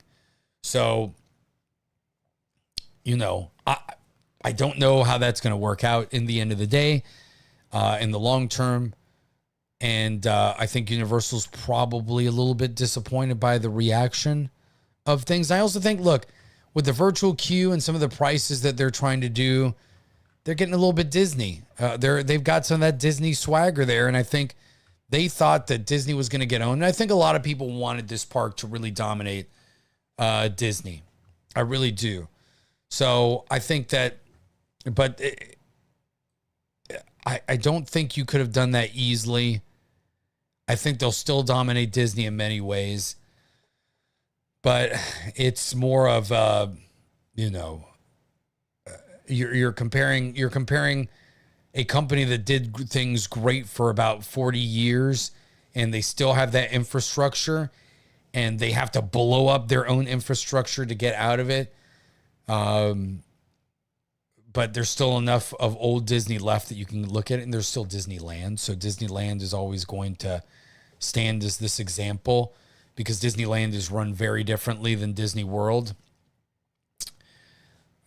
So you can always kind of, at least for now, look at Disneyland and be like, that's how Disney's supposed to be. Or you can go to Tokyo Disney, and it's even better example at this point, which Tokyo Disney is an incredible park. It's been a long time, so. But we'll see. Now, Epic does have room for expansion. They've got about 30, 40-ish% that they can expand. One of the good things that also happened is that Universal moved a lot of their logistical and corporate headquarters to the Epic Universe facility. So there are a lot of, administrative offices there that have now been moved away from the Universal Orlando complex, which will allow those two parks to expand as well in the future.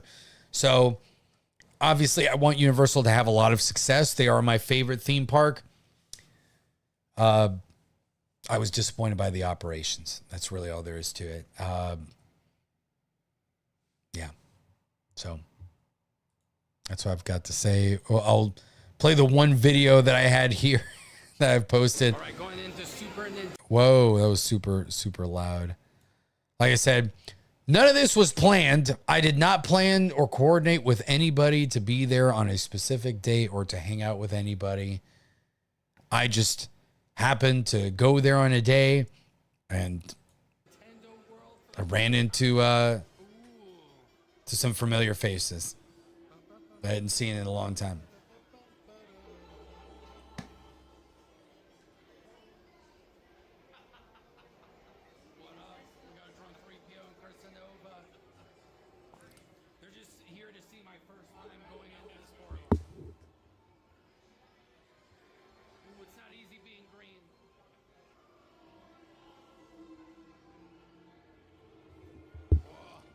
Now, I'll be honest, I saw this park so many times in so many videos, and at, you know, Universal Hollywood in Japan, that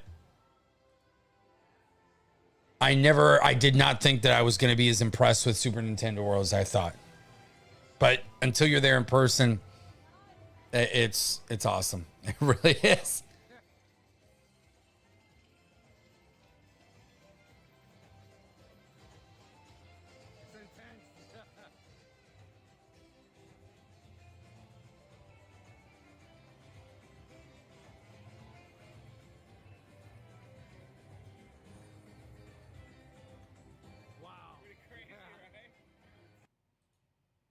So yeah, that was pretty cool. Beautiful section of the park. It really is. It's whoa. It's a beautiful section of the park. It really does bring a lot of your childhood back. If you're a Nintendo fan, I mean, I don't know what to say more than that. So it's just, it looks amazing. The sound is amazing. It's immersive. The DK area, that coaster's cool. I think that it's actually a custom coaster built by Universal. So it's not like, there are other coasters that are built by Intamin, Bolliger, and Mabby Yard, or Mock Rides. It's actually a custom ride built by Sansei. It's just SNS Sansei, who I believe bought Aerodynamics years ago, which Aerodynamics used to be the biggest coaster manufacturer in the United States before they fell apart in the 90s, or was it early 2000? Might have been early 2000 after X. I think it was late 90s. So it's some custom thing that makes it look like you're on a minecart that's jumping the track, and the concept is great. To me, it is the Dudley Do-Right Ripsaw Falls of Epic Universe, meaning it is a ride that is unique in itself. It's like nothing you've ever ridden before. It's a little bit janky. The theming is decent, but it could have been better. It's a little bit ridiculous, and the line is terrible, but you end up loving it just because there's just something about it. And that entire DK section looks great. I think it's really underutilized. I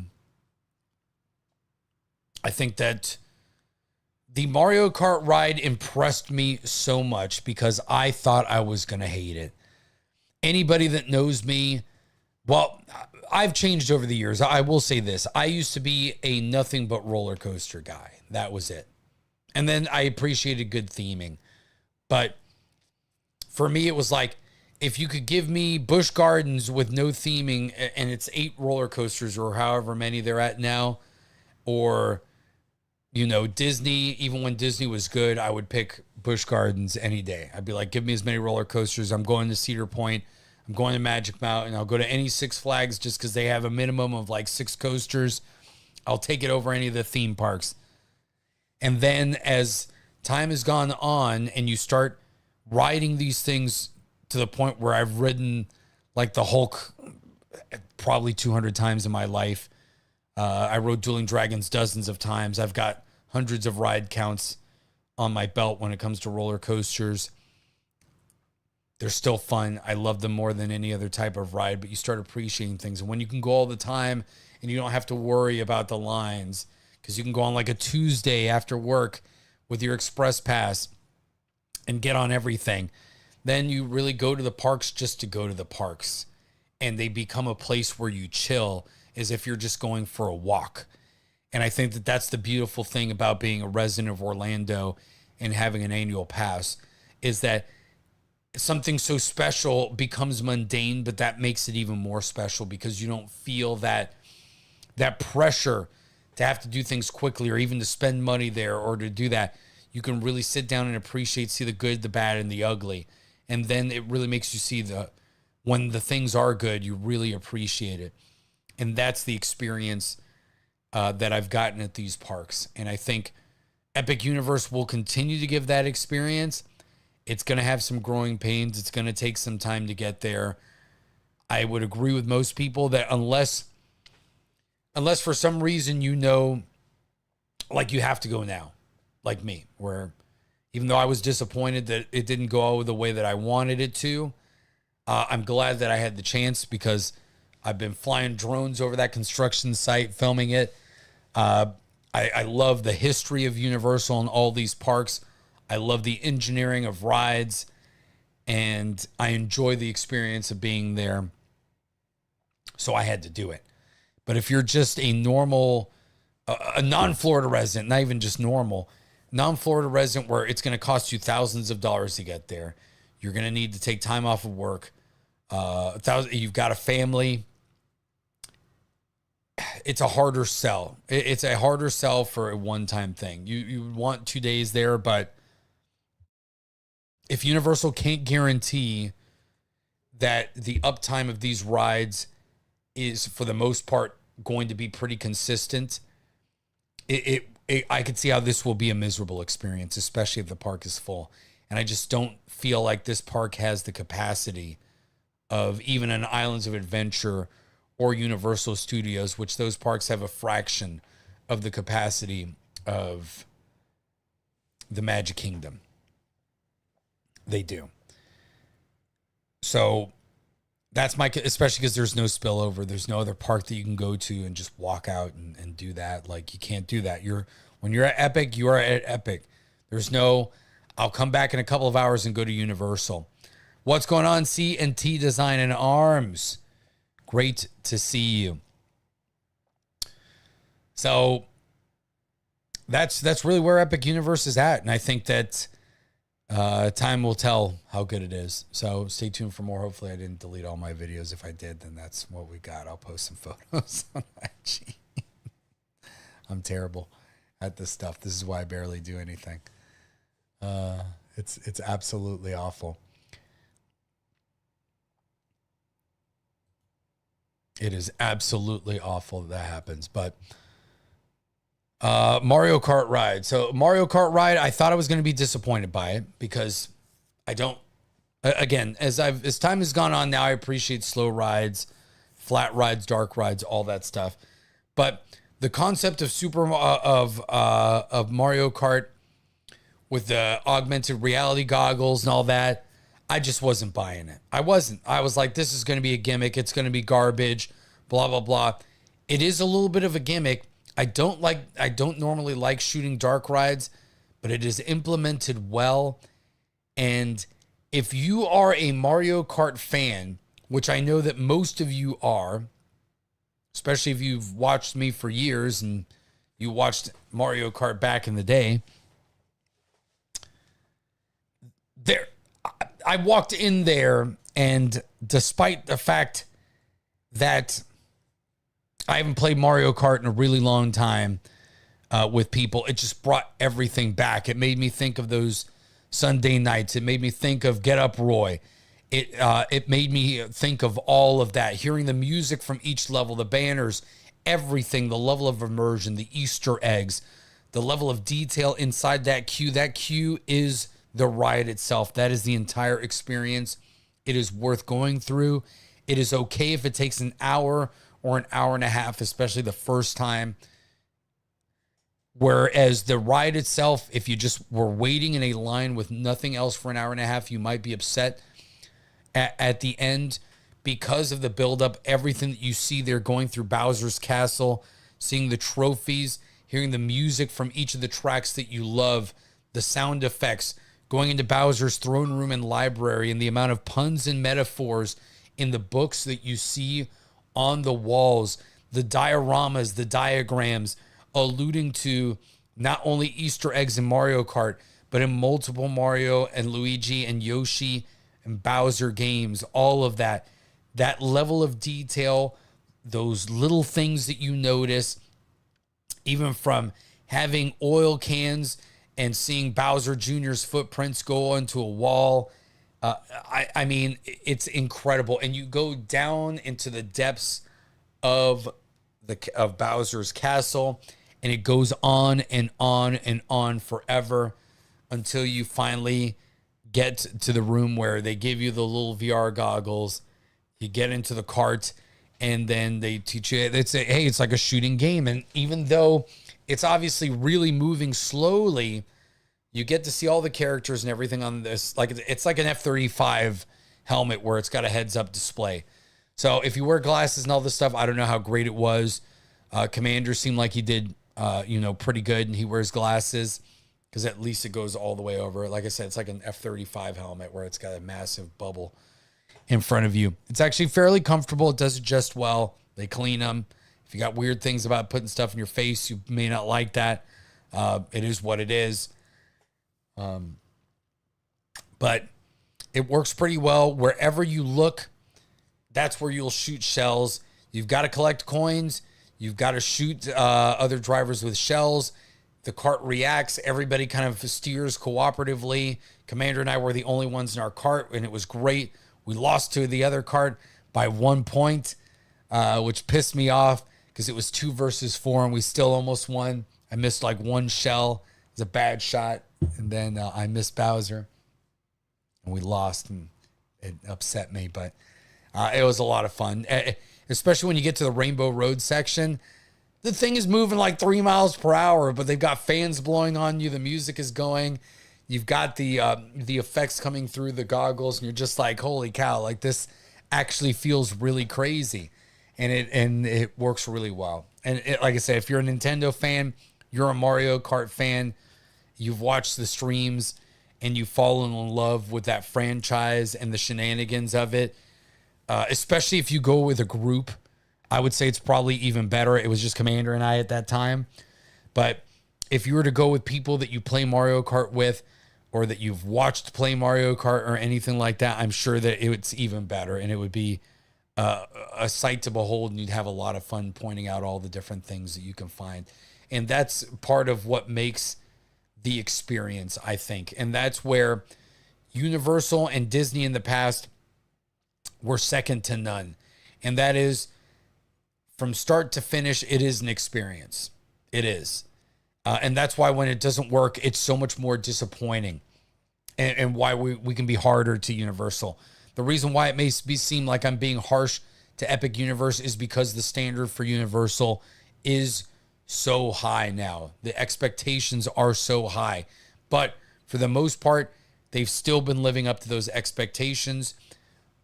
I know a lot of the people, or we've met a lot of the people that have worked there. I know that they care. Hopefully, the corporate side of Comcast and Universal doesn't get the better of them. I hope that in the long run, they're not trying to be different from Disney to try to take Disney's role and then become Disney themselves. That's not what we want. We want a counter to Disney and a great competitor that forces Disney to go back to their roots, and in return forces Universal to always stay great. I want an NVIDIA and AMD that are both good, an Intel and AMD. AMD just seems to be all over the place here. I want more car manufacturers. I want more competition for better experiences at the end of the day. And that's why we demand so much from Universal.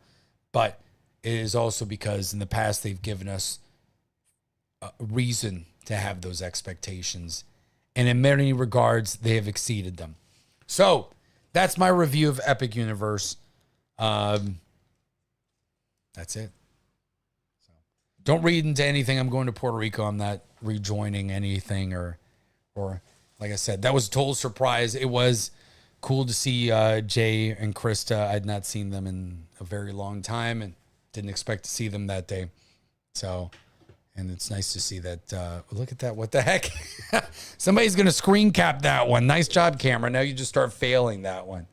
Failing all the time. I got to figure this out, man. I updated chipset drivers. I switched cables. Like, this is annoying. This is something that I'm going to have to deal with for a while. All right, let's go. So, it was cool, and it was cool to talk to them because they've been to the park multiple times. So I got their opinion on things and their experiences, and I think for the most part, we all pretty much agree with a lot of the assessments that I've made here. That park is great. Still needs to cook a little bit more. Don't see how it's going to fit a full capacity of people. But what's there is incredible. How to Train Your Dragon area was fantastic. Animatronics everywhere. They got a decent family coaster there. Not as good as Hagrid's, but it was fun. Kind of forceless, though, I will be honest about it. So, I mean, it's a fun family coaster. The show Untrainable, one of the best theme park shows you'll ever see. I heard that Cirque Arcanu, or Cirque Arcanus, however you want to call it, Circus Arcanus in the Wizarding World is incredible as well. Did not have a chance to check that out, so I can't judge it. For the most part, I did everything. Well, I did pretty much everything that I could. I didn't do some of the flat rides because they weren't worth my time, but you know, I did what I needed to do and what I could do. And what I did do, I was impressed by for the most part. So, and what I didn't do, I was upset that I didn't get a chance to do it. So I think that tells you everything you need to know. So next week, I will try to see if I will be back next week for a rant on Sunday. I will be traveling back to Puerto Rico this weekend, though, and I'll have to set everything back up, and it's going to be interesting because I disassembled everything there temporarily so that the cats wouldn't jump on what I had there. I'm going to be bringing a lot of the equipment that I have here over to Puerto Rico and setting it up there so that you have more of the experience that you're used to here as far as the camera and a more powerful PC, better audio, and all that good stuff. So we'll be taking that. And gaming stream this week will probably be earlier because I'm going to have to pack everything by Friday to leave Saturday morning. And so I don't think I'll have time to do a stream on Friday and then pack everything correctly and make sure I'm good to go before the morning. So we'll see about that. But thank you so much, everybody. Hope you enjoyed the show. This has been Rolo's Rants, the final episode of Rolo's Rants in Miami. And of course, here at the end, it's just decided to take a dump on me entirely. So I appreciate all of you for hanging out. Stay tuned for more. I'll try to do a gaming stream like in the middle of the week, probably. Then we'll see. We'll just stay tuned. We're going to have plenty of time over the summer. I'm excited about what the next phase of everything is going to bring. I'll finally have time to settle down. I feel like the last few months, or really the last year and a half in a way, I've been running around with my hair on fire. So, you know, between leaving Orlando, dealing with all of that, figuring out what I was going to do with this show and streaming, and even whether I wanted to keep streaming again or not, and how that was going to entail. And then, you know, rescuing these cats, renovating the house in Puerto Rico, and dealing with a lot of logistical things. Now I'm finally going to be able to settle down a little bit and focus on this, and hopefully we'll have more streams and more cool stuff to show you from Puerto Rico. It'll be a different experience for everybody, including myself. So I appreciate you all. Yeah, this is like a season finale here, we can say, and we'll be back for the next season where the Pistolero actually lives in Puerto Rico, coming soon. So thank you all for joining me this Monday night. Have a great rest of your week. God bless you all. God bless the USA. And we will catch you on the next one. I'm going to